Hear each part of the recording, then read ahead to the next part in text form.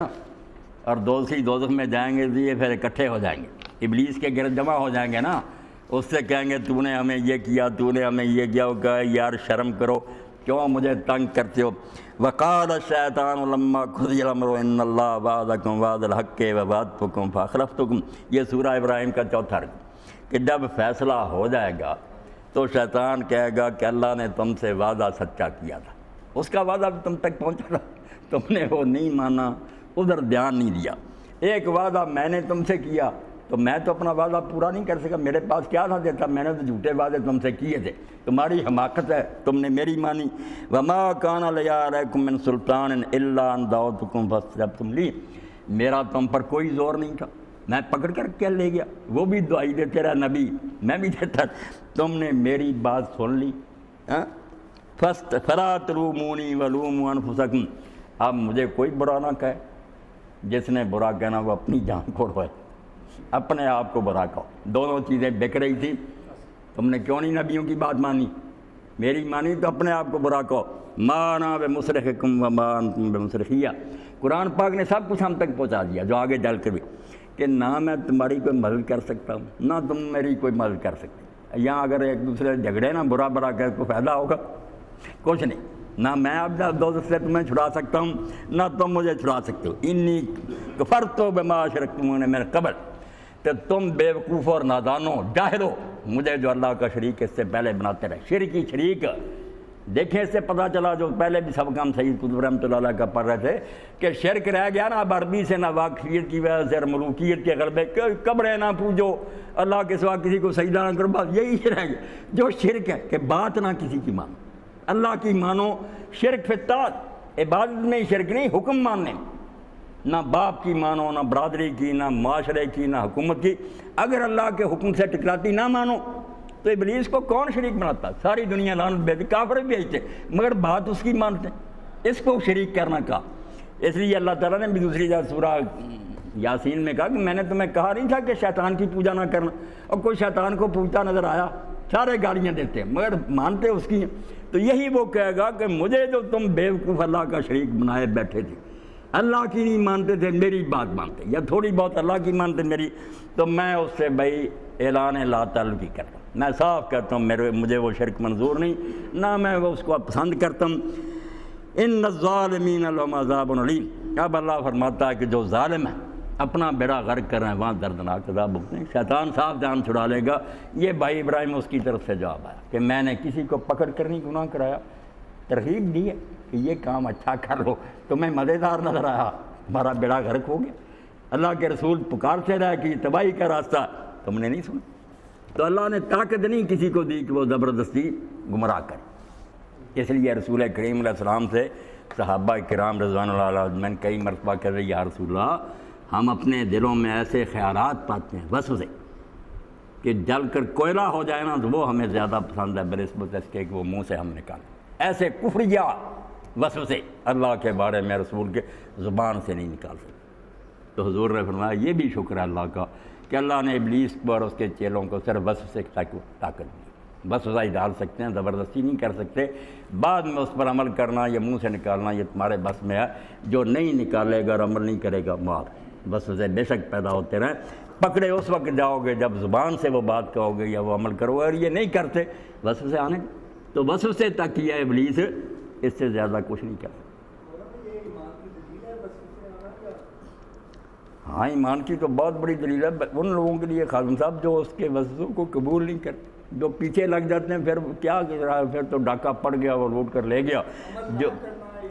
ہاں وسوسے آتے رہیں یہ مزاحمت کرتا رہے، پھر آپ نے فرمایا ذاک صریح الایمان، بہت خالص ایمان کی نشانی ہے۔ اور حافظ محمد نقوی رحمۃ اللہ نے یہی مثال دی ہے کہ ڈاکو وہیں جاتا جہاں پتہ ہوتا کہ اس گھر میں کچھ ہے، خالی گھر میں کون جاتا، خام خواہ محنت ضائع نہیں کرتا، وہ ابلیس اور اس کے چیلے بھی حملہ آور وہیں ہوتے ہیں جہاں وہ پاتے ہیں کہ ہے کچھ ابھی ایمان لوٹ لے، تو اگر تو بچا گیا تو اصل تو یہی مار کا ہے، مگر حال ہو گیا جیسے علامہ اقبال ایک جگہ لکھتے ہیں خواجہ اہل فراق کا نا اس کو کہ یہ بیچارہ اللہ سے جدا ہو گیا ہے، بچھڑ گیا، اس کو خواجہ اہل فراق کا نام دیا کہ اللہ کے ہاں دعا کرتا کہ اللہ یہ دنیا جو تیری ہے نا اب میں اس سے تنگ آ گیا، آدم جو ہے نا انسان، اس کی بجائے کوئی اور آدمی پیدا کر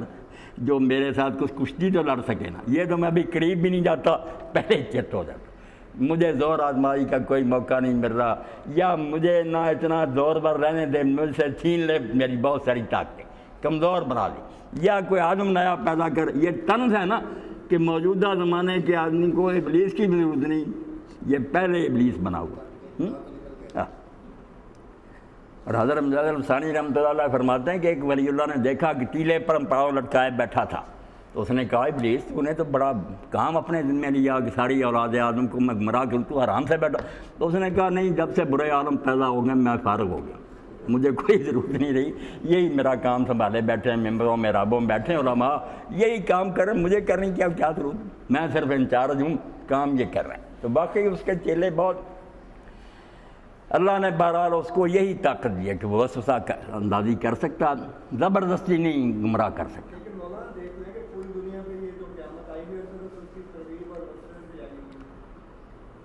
یہی تو انسانوں کی ناکامی ہے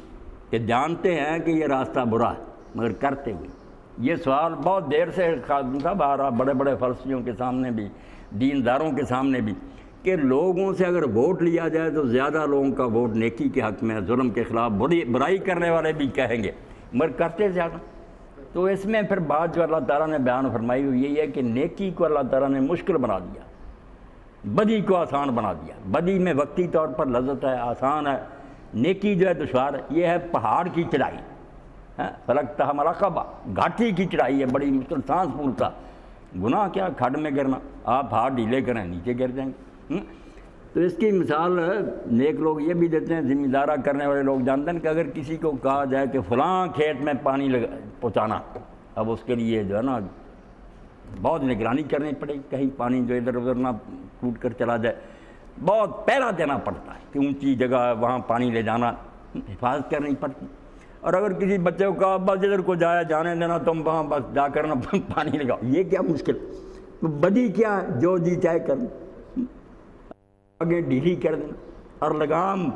ہاتھ میں رکھنا، رکاب میں پاؤں رکھنا کہ نہیں بچ بچا کر وہاں جانا، یہ ہے نیکی۔ یہ مشکل ہے۔ اب کئی لوگ یہ بھی پوچھتے ہیں کہ اللہ کو چاہیے تھا نیکی آسان کر دیتا، بدی مشکل کرتا۔ تو اصلاحی صاحب نے بڑی پیاری بات کی، جو یہ کہتے ہیں عقل کے اندھے، انہیں یہ کہنا چاہیے کہ پھر یہ اعلان ہوتا ہے کہ جو میدان جنگ سے بھاگ جائے گا نا سپاہی، اس کو تمغہ جرت ملے گا، اور جو کھڑا رہے گا وہاں اس کو سزا ہوگی۔ جو بچہ وظیفہ لیتا ہے بہت پڑھ کے، اس کو سزا ہوگی، اور جو فیل ہو جائے گا اس کو انعام دیں گے۔ کہتے کوئی کرتا ہے، اور سوچو یہ ایک فطری بات ہے کہ جو اعلیٰ کام ہوگا وہ مشکل ضرور ہوگا، اس کے بغیر وہ اعلیٰ ہوتا ہی نہیں۔ آسان کام کو اعلیٰ کون کہتا ہے؟ یا جوں سوچتے ہیں دین حکمت پرور، بالکل دین حکیم ہے۔ شاہ بخاری صاحب میں نے پڑھا تھا کہ ان کے دوست قادیانی ہو گئے، اور انہوں نے ایک کہا کہ شاہ جی جب سے میں نے یہ بدلا ہے نا مجھے بڑا مزہ آتا ہے نماز میں۔ انہوں نے کہا جب ایمان ہی نہیں ہے تو شیطان نے کہاں آنا، بے ایمان ہو گئے، بے ایمان، بے ایمان۔ نماز میں دل لگے گا۔ اللہ اکبر۔ جی فرمائیں نا نواز صاحب۔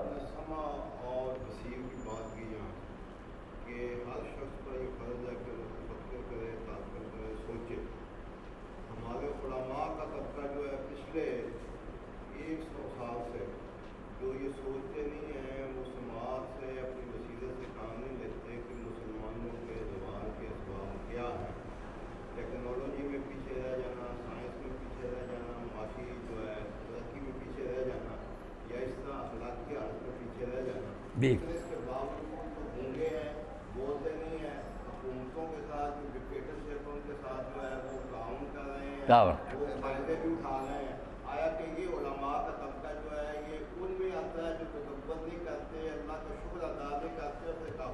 ہاں، یہ انہیں میں بالکل یہ ظالم ہے، اور انہوں نے امتوں کا بیڑا غرق کیا۔ بربادی جو ہے نا، کسے خبر کے سفینے ڈبو چکی کتنے، فقیہ ہو صوفی ہو ملا کی تیرا ادراک، ان کی نادانیاں اور جہالتیں 100 سال کی آپ نواز صاحب کی آپ بات کرتے ہیں، اس سے بہت پیچھے سے انہوں نے سوچنا چھوڑ دیا۔ دو ہی چیزیں ہیں فتنے کا باعث، شاہ ولی اللہ رحمۃ اللہ علیہ نے سارا نچوڑ نکالا کہ مسلمانوں کی تو ساری خرابیاں نا 2 جڑیں ہیں، باقی شاخیں، ایک ملوکیت کا آ جانا، اور ایک تقلید کا آ جانا۔ علم میں ترقی رک گئی کہ پچھلوں نے جو لکھ لیا بس ٹھیک ہے، سوچنا بند کر دیا۔ اور جو حکومت تھی اس میں ملوکیت آ گئی، زبردست بادشاہ بیٹھتا تھا، وہ لوگوں کو ڈنڈے سے ہانکتا، کوئی اس کی مخالفت نہیں۔ دو ہیں جس سے ساری خرابیوں نے جنم لیا، اور یہ دونوں ایک دوسرے کے ساتھی، علماء جو ہیں ان کے حامی ہیں، وہ ان کی پشت پناہی کرتے ہیں، مدرسوں کو گرانٹیں دیتے ہیں، اس لیے یہ مل کر رونا امت کو سلائے رکھتے ہیں، گمراہ کرتے ہیں۔ باقی یہ جو ترقی کی باتیں نا نواز صاحب ٹھیک کرتے ہیں، عام آدمی سوچتا ہے کہ یہ معاشی ترقی ہونی چاہیے، ٹیکنالوجی ہونی چاہیے، ساری چیز، کوئی شک نہیں یہ بھی ہونی چاہیے، مگر زوال اس وجہ سے نہیں آتا۔ آپ دیکھ لیں جو ملک خوشحال ہے نا، سوئٹزرلینڈ وغیرہ، جہاں کسی کو روٹی کی فکر نہیں، بہت رفائی ہیں وہ،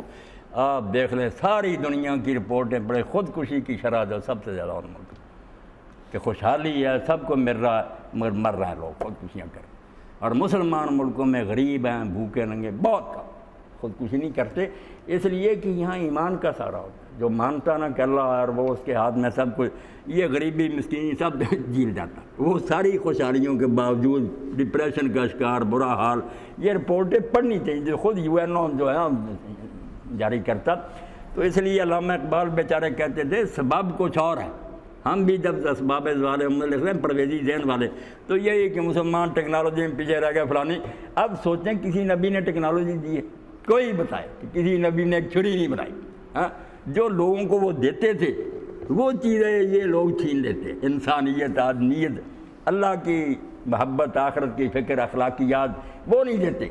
باقی سب کچھ آپ کہتے ہیں کہ اسپین میں بڑی ترقی، باقی یہ ظاہری ترقی تھی، ٹیکنالوجی تھی، باغات تھے، صاف ستھری گلیاں، مگر تباہ ہو گئی۔ یہ چیزیں نہیں بچا سکتی، جو بچانے والی اصل چیز ہے نا، جب جان نہیں رہتی جیسے تو جسم پھر ٹھیک ٹھاک ہی ہوتا مگر گل سڑ جاتا۔ سبب کچھ اور ہے تو جس کو خود سمجھتا ہے، زوال بندہ ہے مومن کا بے زری سے نہیں، اگرچہ زر بھی جہاں میں ہے قاضی الحاجات، جو فقر سے ہے میسر تونگری سے نہیں، جہاں میں گر کبھی جوہر میرا آشکار ہوا، قلندری سے ہوا ہے سکندری سے نہیں۔ اب یہ بات نہیں نواز صاحب اس دور میں فتنہ بن گئی، جو لکھتا نا یہ ٹیکنالوجی وغیرہ کو روتا ہے، ٹیکنالوجی ساری حاصل کر لیتا آدمی، جب سامنے مقصد آ جاتا ہے اسلامی حکومت اس کو، پھر وہ چیزیں یہ بھی حاصل کرتا ہے، مگر وہ اس میں روح ہوتی ہے،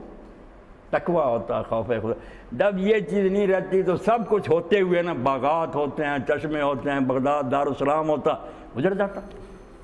اللہ تعالیٰ نے قوم سمود اور قوم عاد کی جو مثالیں دی ہیں کہ ایسے باغات تھے، ایسے گچھے لٹکتے تھے پکے، ایسے چشمے بہہ رہے تھے، مکان ایسے یادگار چھوڑے انہوں نے، اب بھی وہ اسی طرح قائم ہے مکان، دیکھ کر حیرت ہوتی کہ اس زمانے میں اتنی ترقی، مگر بچا نہیں سکیں گے کیونکہ کھوکھلے ہو گئے نا اندر، اخلاقیات نہیں رہتی۔ تو یہ مغربی تہذیب بھی اب اپنی موت کی طرف ہی جا رہی ہے نا، وہاں کے دانا رو رہے ہیں کہ اب کون بچائے گا، خاندانی سسٹم تباہ ہو گیا، عورتیں جو آ گئیں، یہ جو ہے سوشل ڈیموکریسی کہ مرد عورت کو برابر حقوق، ان کو عورتوں کی فکر کوئی نہیں، یہ صرف ابلیس نے سکھایا ہے کہ اس بہانے سے عورتوں کو گھروں سے نکالو کہ یہ بھی ترقی کریں، شانہ بشانہ۔ ترقی کیا کرنی؟ جو لوگ ملازم ہیں وہ خود اللہ کی قسم گواہی دیتے ہیں کہ ہمارے ساتھ بینکوں میں بیٹھے کوئی کام نہیں ہونا،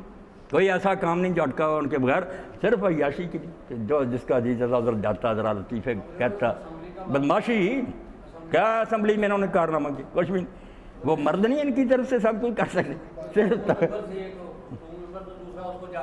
ہاں جھانک رہا، اخبار میں آیا، وہ کہنے لگا آپ ہیں ہی ایسی خوبصورت کہ آپ کو دیکھے بغیر میں نہیں رہ سکتا، کیا بدماشی ہے۔ تو یہ سارے جو ہے نا زمانہ، مولانا شبیر احمد عثمانی فرماتے ہیں اس دور کا اصل فتنہ جو ہے وہ یہی کہ الفاظ ایسے چن لیے انہوں نے کہ بہت اعلیٰ آزادی اور مساوات اور ترقی ہے مرمہ، بالکل اس کا جو مولانا مفہوم لیتے ہیں بدماشی۔ تو اللہ بچائے، دجالی تہذیب اسی لیے کہ دجال کیا، سونا جو ہے نا اس پر پانی جو چاندی پر لگا دیتا، اس کو ماذہب، پانی جو سونے کا چاندی پر لگا دیتے ہیں، یہ گلٹ وغیرہ، اس کو دجل کہتے ہیں۔ یہ دجالی دور کہ الفاظ اچھے بولو، حقوق نسواں اور انسانی حقوق سارے ظالم ہیں، ایک بم مار کر لاکھوں مسلمان بچے مار دیتے ہیں، کوئی ان کو نہیں پوچھتا تم دہشت گرد نہیں۔ الحمدللہ رب العالمین والصلاة والسلام علی رسولہ محمد وآلہ واصحابہ اجمعین۔ اللهم اغفر للمؤمنين والمؤمنات والمسلمين والمسلمات الأحياء منهم والأموات. اللهم انصر الإسلام والمسلمين واخذل الكفرة والمشركين. ربنا افرغ علينا صبرا وثبت أقدامنا وانصرنا على القوم الكافرين. وصلى الله تعالى على عبد الله ورسوله خاتم النبيين سيدنا محمد وآله وأصحابه أجمعين. آمين يا رب العالمين.